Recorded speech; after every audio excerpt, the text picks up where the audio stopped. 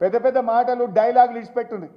నేను సవాల్ విసురుతున్న బట్టి విక్రమార్కకు రేవంత్ రెడ్డికి, మదిరకు పోదామా, కొడంగల్కు పోదామా, సిద్దిపేటకు పోదామా, ఈ రాష్ట్రంలో ఏ ఊరుకు పోదామో చెప్పండి.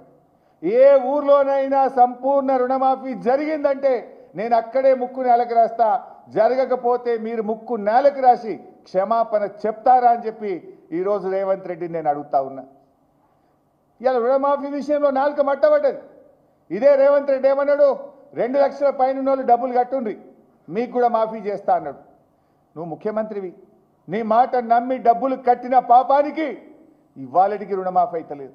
2 రూపాయలు 3 రూపాయల మిత్తికి తెచ్చి కట్టిండ్రు. కొత్త అప్పులైనవి తప్ప ఇవాళ వాళ్ళ రుణమాఫీ ఎప్పుడు చేస్తావో దానికి ఒక సమాధానం లేదు ప్రభుత్వం నుంచి. అడుగుతా ఉన్నా, ఎప్పటిలోగా సంపూర్ణమైన రుణమాఫీ చేస్తారు?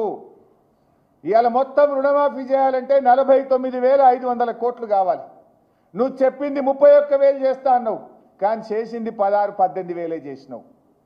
పావుల 30 పైసలే చేసినావు. ఇంకా ఆటాన బారాన మంది మిగిలే ఉన్నారు ఊళ్ళల్లో. అది ఎప్పుడు చేస్తావో చెప్పాలి. నువ్వు నిజంగా చేసినా అంటే ఏ ఊరికి పోదామో చెప్పు, ఎప్పుడు పోదామో చెప్పు, నేను మాట్లాడడానికి మీ వెంట రావడానికి సిద్ధంగా ఉన్నాం. పోదాంపా, గన్మెన్లు లేకుండా, సెక్యూరిటీ లేకుండా ఈ రాష్ట్రంలో ఏ ఊరికి పోదామప్పా, పోయి అడుగుదాంపా. ఆ కచేరీ కాడ కూర్చొని రుణమాఫీ అయిందా కాలేదా, ఏ ఊర్లో పోయి అడుగుదాం. నువ్వు రెడీగా ఉన్నావా?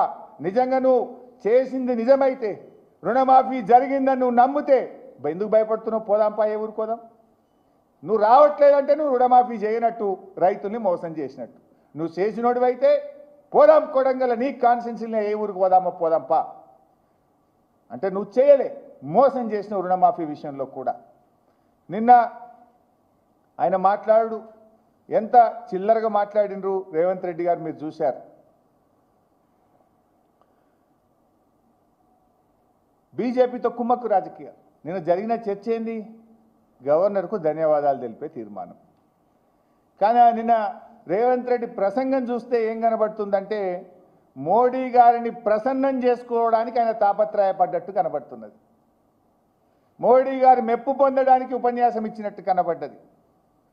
కాంగ్రెస్ ముసుగులో ఉన్న బీజేపీ మనిషి రేవంత్ రెడ్డి అని నిన్న తేట తెల్లమైపోయింది.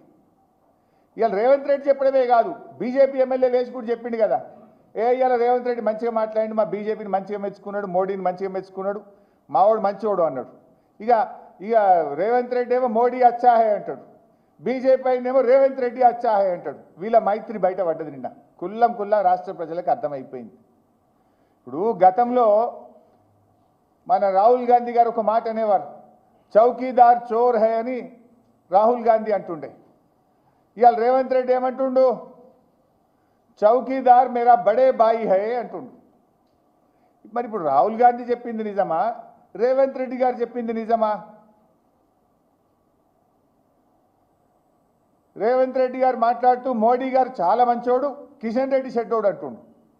మరి రాహుల్ గాంధీ పొద్దుగాలు లేస్తే ఏమంటాడు, మోడీ చెడ్డోడు అని రాహుల్ గాంధీ అంటుండు. రేవంత్ రెడ్డి ఏమో మోడీ మంచోడు అని రేవంత్ రెడ్డి అంటుండు. అంటే ఇప్పుడు రేవంత్ రెడ్డి గారు మీరు మోడీ గారు మంచోడు అంటే రాహుల్ గాంధీ చెడ్డోడు అన్నట్టే కదా. నువ్వు ఏం చెప్పదలుచుకున్నావు నేను అడుగుతా ఉన్నా.